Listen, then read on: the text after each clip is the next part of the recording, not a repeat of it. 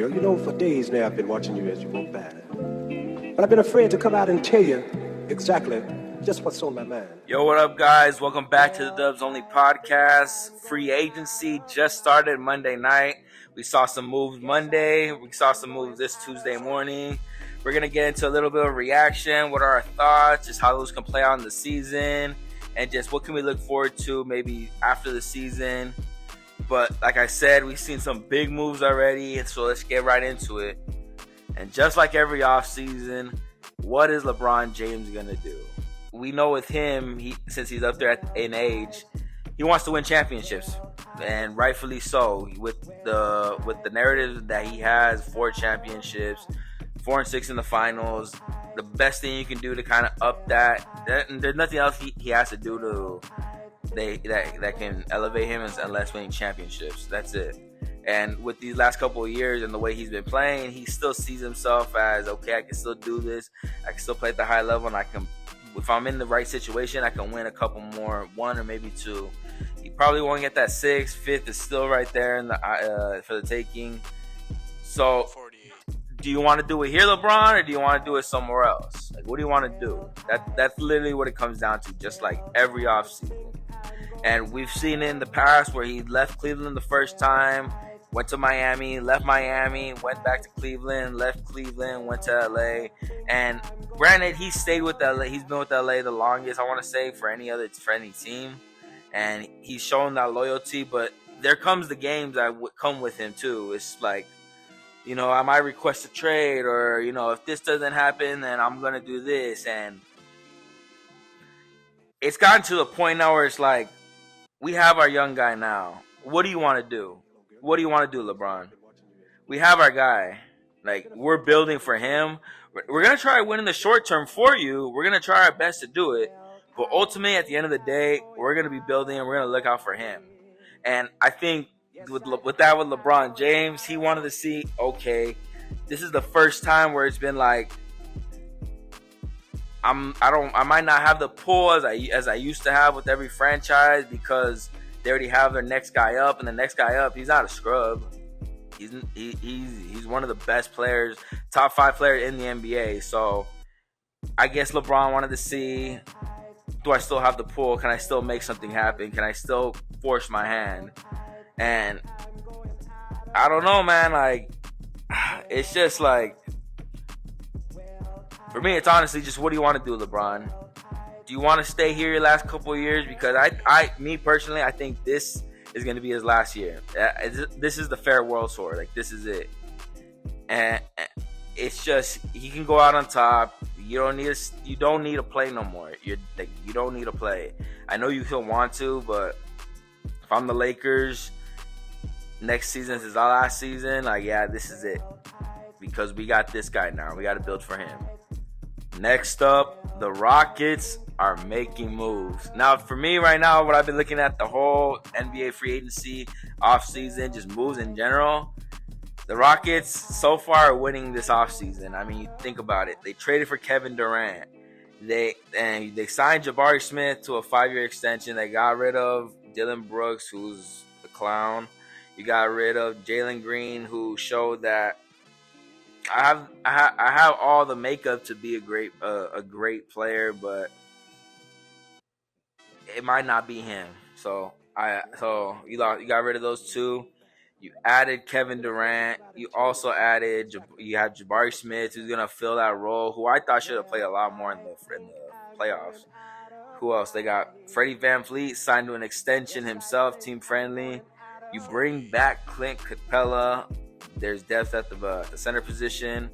And then you take Dorian Finney-Smith away from the Lakers, a great 3-and-D perimeter defender, 3-point shooter, one of the best in the league. So you're adding wing depth, you're adding shooting, you're giving the opportunity to your former number 2 pick in Jabari Smith. You're giving him that opportunity to see, okay, we're going to give you the starter minutes. Can you show us that this is your role? So I think you're going to have a motivate Jabari Smith. You also bring in the legendary Kevin Durant, a player that you know who's a known scorer, assassin, a legend in the game, someone who's gonna get he can get it last if you need those clutch moment shots where it's at the point where, hey, I need a bucket. He's able to do that for you. He's able to close out a game.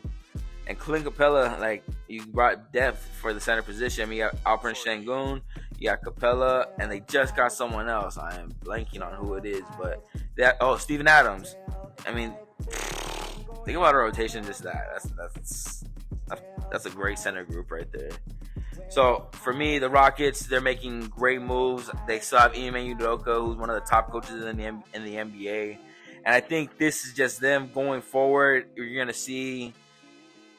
you're gonna see the Kevin Durant effect of he's not gonna be the vocal leader for that team, but just the way that he works, his work ethic, what you're gonna see him do in the gym, the way how he prepares, that's gonna pay dividends for the younger players like Jabari Smith, like Thompson, like those type of players. Like those are the players.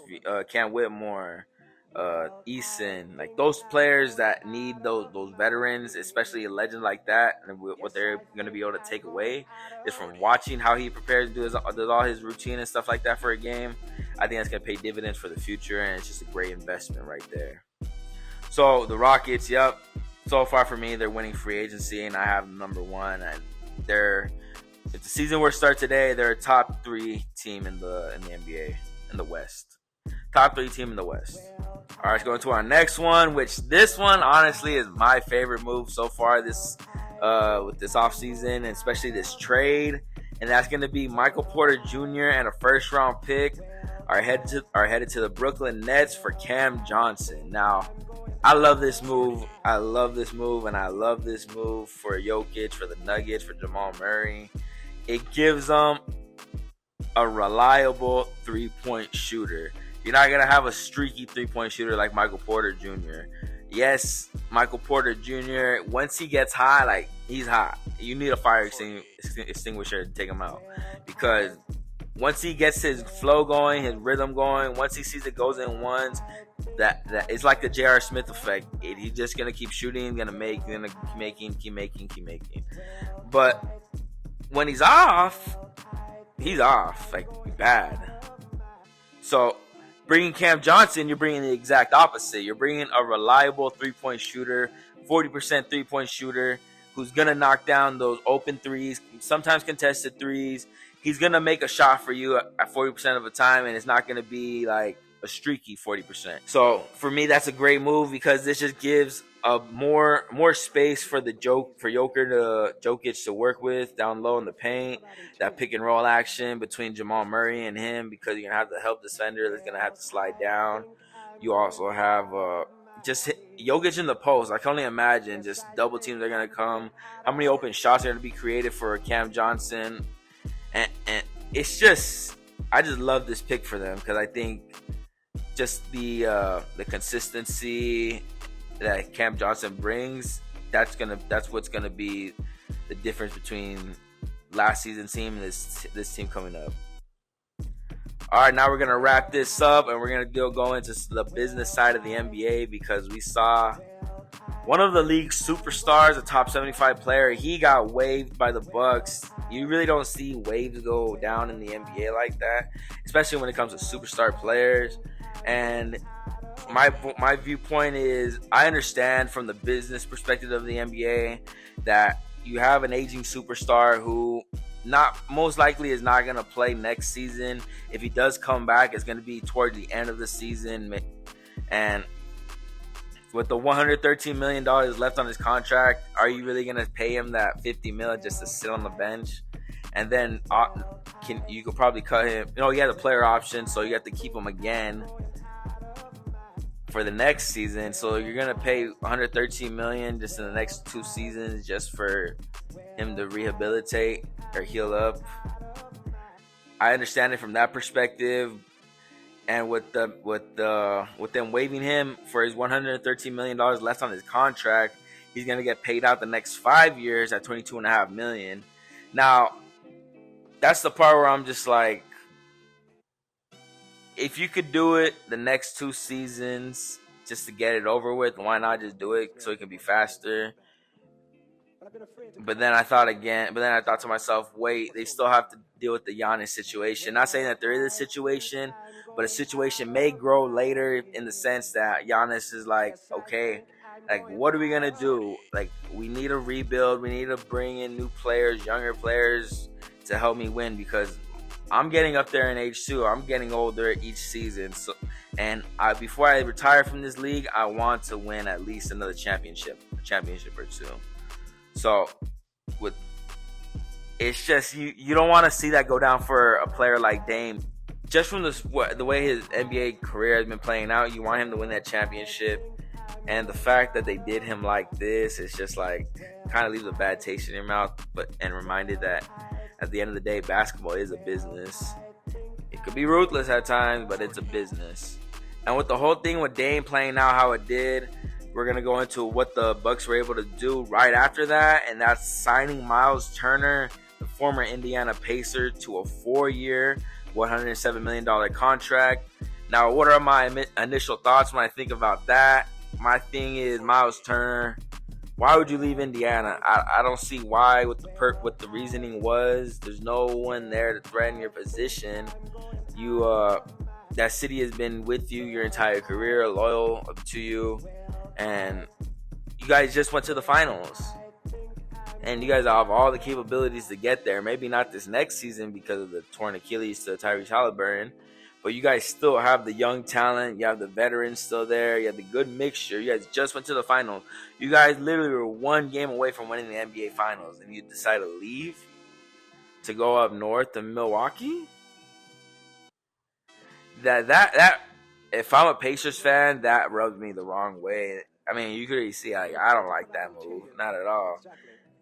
Could it have been that Tyrese tore his Achilles, so that's why I'm leaving? He's also getting up there in age as well. But I think from the performance that he had in the finals, the way that he played, he owes that city. He owes them. Like, you can't have a finals performance like that. Like, and we're not even talking just Game 7. We're talking about the whole finals. He did not play up to par in the finals at all. Not at all. And the fact that he wants to leave and he goes up north to another Eastern Conference team, if I were the Pacers, like, that rubbed me the wrong way, very, very much. Now for the Bucks, how this looks, you have Giannis, you have another stretch big. We've seen how him and Brook Lopez played well together. You have a stretch big in Miles Turner. So I think that this group is gonna work. Those two are gonna work very well together. Now it's just gonna be, who are they gonna have handling the ball? Because you don't have Dame, what's gonna happen? Who's someone out there that you can get? Are you gonna make another trade? Well, that's gonna wrap up this episode. Appreciate you guys for watching. Stay tuned. We're gonna keep coming up with more content for you guys, and wait for the next episode. It's gonna be a good one. Catch y'all later. Peace.